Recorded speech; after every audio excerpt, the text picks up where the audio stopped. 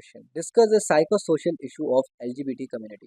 ठीक है, ये पूछा जा सकता है, बहुत ज़्यादा चांसेस है पेपर में, क्योंकि समहाउ हर साल ये क्वेश्चन आया है इग्नू के पेपर में।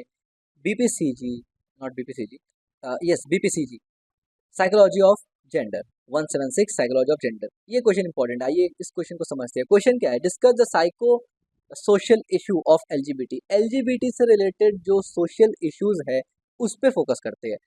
ठीक है, उसको समझना है यहाँ पर, उसको एक्सप्लेन करना। द एलजीबीटी, एलजीबीटी का मतलब lesbian, gay, bisexual and transgender. ठीक है, अगर आपको नहीं पता इनका मतलब क्या होता है, आई होप इसका मतलब इसका पता ही होगा। आपको नहीं पता तो गूगल सर्च कर लीजिए, पता चल जाएगा। The LGBT group, the LGBT community face unique psycho social challenge.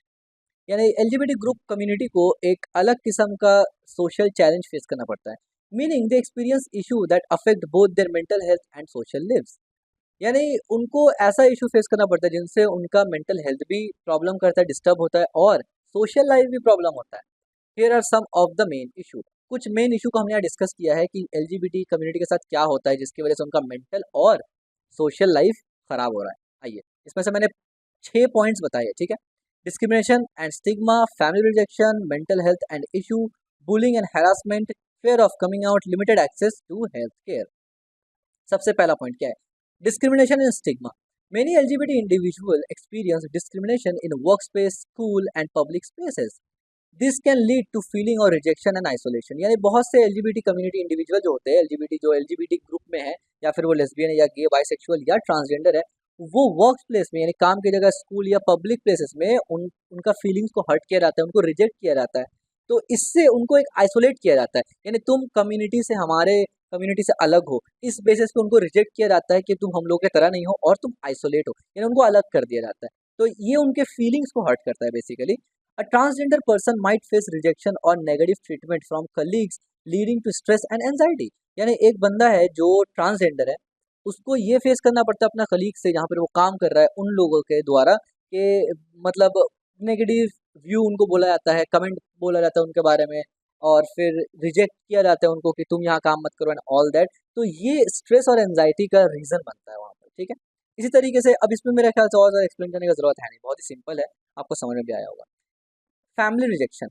Some LGBT individuals are not accepted by their families, which can lead to emotional pain and loss of family support। कुछ LGBT community group में यानी LGBT category में कोई individual ऐसे होते हैं जिनका family उनको एक्सेप्ट नहीं करता कि वो ये ग्रुप से है, तो ये उनको इमोशनल पेन और फैमिली सपोर्ट से भी दूर करता है। Example, a gay teenager might feel pressure to hide their identity from the family member who don't accept LGBT identity, leading to feeling or loneliness and sadness। यानी वो कुछ, अगर मान लीजिए ऐसा कोई लड़का है जो गे है बेसिकली, और वो नहीं चाहता कि मेरे फैमिली को मेरा आइडेंटिटी पता चले, क्योंकि वो इसको एक्सेप्ट नहीं करेंगे, तो वो इसको छुपाता है, और उसका फीलिंग्स, और वो मतलब अकेला हो जाता है, सैड हो जाता है, किसी को अपने दिल का बात बता नहीं सकता है। तो इस वजह से उसका मेंटल हेल्थ इफेक्ट होता है। Mental health issue. ठीक है, मेंटल हेल्थ इशू क्या है? Due to stress from discrimination and rejection, many LGBT people are at high risk of mental health issue like depression, anxiety and low self esteem. यानी ये जो family rejection होता है, या डिस्क्रिमिनेशन है, या फिर स्टिग्मा होता है, ये सब के वजह से बहुत से एलजीबीटी के जो कैटेगरी के लोग हैं उनको high risk of mental issue होता है, जैसे कि डिप्रेशन, एंजाइटी या फिर लो सेल्फ स्टीम का प्रॉब्लम होता है। Example, facing continue rejection may cause a bisexual person to struggle with depression और फीलिंग ऑफ वर्थलेसनेस।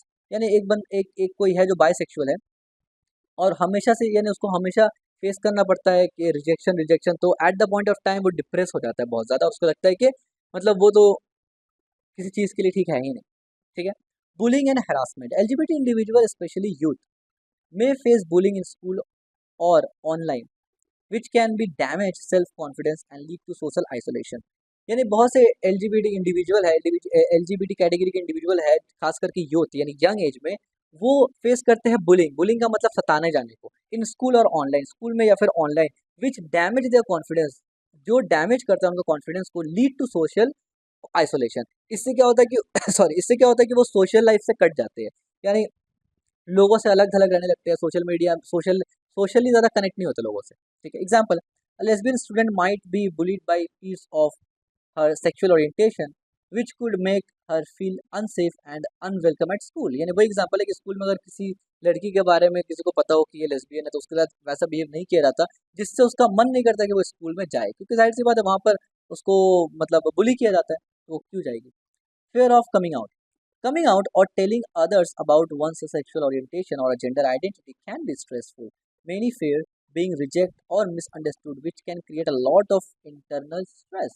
यानी किसी और को बताना अपने बारे में, एलजीबीटी कम्युनिटी के अगर कोई इंडिविजुअल है तो वो इस बात से डरता है, coming out to tell other people about sexual orientation और जेंडर आइडेंटिटी, वो इस बात से बोलने में डरता है कि मैं ये हूँ या फिर मैं ये हूँ, क्योंकि वो ये सोचता है, बहुत सारा चीज़ का उसको डर रहता है, रिजेक्शन का डर रहता है कि जिसको बोल रहा हूँ वो मुझे एक्सेप्ट ना करेगा, सेम एज मिसअंडरस्टूड, इसको गलत ना समझ ले। तो इस तरीके से ये सब चीज़ सोचने की वजह से भी बहुत ज़्यादा स्ट्रेस में वो पड़ते हैं। Example, a bisexual adult might avoid telling friends about their sexuality due to fear of judgement rejection leading to feeling and isolation. यानी बहुत से ऐसे लोग हैं जो बायसेक्सुअल है लेकिन वो बोलते नहीं है अपने दोस्तों को या अपने कोलिग्स को, क्योंकि उनको लगता है कि अगर बोलूंगा तो वो मुझे जज करेगा इस तरीके से, वो मुझे रिजेक्ट करेगा इस तरीके से, और इस चीज़ से फिर क्या होगा, वो सोशली कट जाएगा, एकदम अलग आइसोलेशन हो जाएगा। ठीक है, इस वजह से limited access to health care.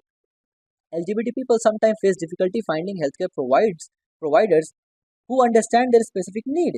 This can lead to lack of adequate care, specially for transgender individual. यानी बहुत टाइम ऐसा होता है कि एलजीबीटी कम्युनिटी के जो भी लोग होते हैं, इंडिविजुअल्स है, उनको हेल्थ केयर भी फेस करना पड़ता है कि प्रॉपर किस्म से उनको हेल्थ केयर नहीं दिया जाता, और इनमें से ट्रांसजेंडर ज़्यादा है, स्पेशली फॉर ट्रांसजेंडर। उसका रीज़न क्या है? Example, a transgender person may struggle to find a doctor who is knowledgeable about hormone therapy leading to feeling of frustration and neglect. यानी क्योंकि ऐसा डॉक्टर भी आइडेंटिफाई करना इनके लिए थोड़ा मुश्किल होता है कि जो इनका पर्सनल सिचुएशन को अच्छे से समझे। ठीक है, इस वजह से ट्रांसजेंडर को इसमें थोड़ा सा ये करना पड़ता है, यानी स्ट्रगल करना पड़ता है। आप बोलते हैं लिमिटेड एक्सेस है। इन समरी क्या था? समरी में हम लोग क्या देखा जाए, LGBT community face many psycho social issue including discrimination, family rejection, bullying and health care challenges. This issue can impact their mental well-being, making social support and acceptance essential for their overall health and happiness। यानी ये जितना भी problems हमने देखा है LGBT community को होता है, और ये कॉमन है, डिस्क्रिमिनेशन एंड स्टिग्मा होता है, फैमिली रिजेक्शन होता है, मेंटल इशू होता है, bullying and harassment, fear of outcoming और लिमिटेड एक्सेस हेल्थ केयर। तो ये सब सोशल फैक्टर के बेसिस पे होता है, यानी ये प्रॉब्लम्स एलजीबीटी कम्युनिटी को फेस करना पड़ता है। ठीक है, तो ये पूरा टॉपिक ही एलजीबीटी कम्युनिटी के ऊपर था कि उन लोगों को क्या प्रॉब्लम फेस करना पड़ता है।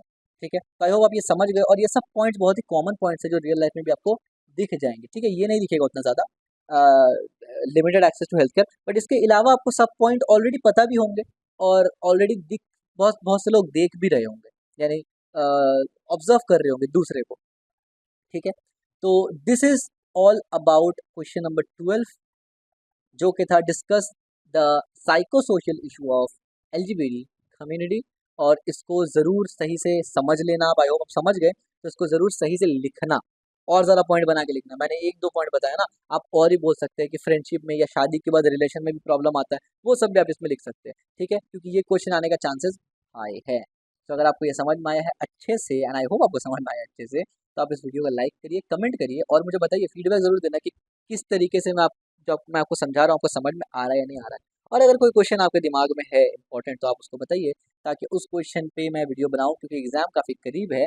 तो अगर कोई क्वेश्चन हो जल्दी से बता दीजिए, अदरवाइज फिर जैसे ही ये खत्म होता है, जैसे ही साइकोलॉजी ऑफ जेंडर खत्म होता है, तो फिर मे बी मैं कोई और सब्जेक्ट के ऊपर डिस्कस करना शुरू करूं। तो फिर अगर मैं डिस्कस करना किसी और सब्जेक्ट पे शुरू करूंगा, दोबारा इस पर वीडियो बनाना इज डिफिकल्ट। ठीक है, और अगर नहीं स्टार्ट करता, देन बाद में भी कमेंट आएगा तो मैं इस पर बना दूंगा। इट्स ऑल डिपेंड्स, क्योंकि मेरा खुद का एग्जाम भी दिसंबर 2024, नॉट 2024, हाँ सॉरी, दिसंबर 2024 2 दिसंबर से एग्जाम हो रहा है। लिटरली मेरे पास अभी एक महीना भी पूरा नहीं है, आज है 3 नवंबर, और दिसंबर 2 में मेरा फर्स्ट एग्जाम है, और फर्स्ट एग्जाम ही साइकोलॉजी और जेंडर है। So that's why.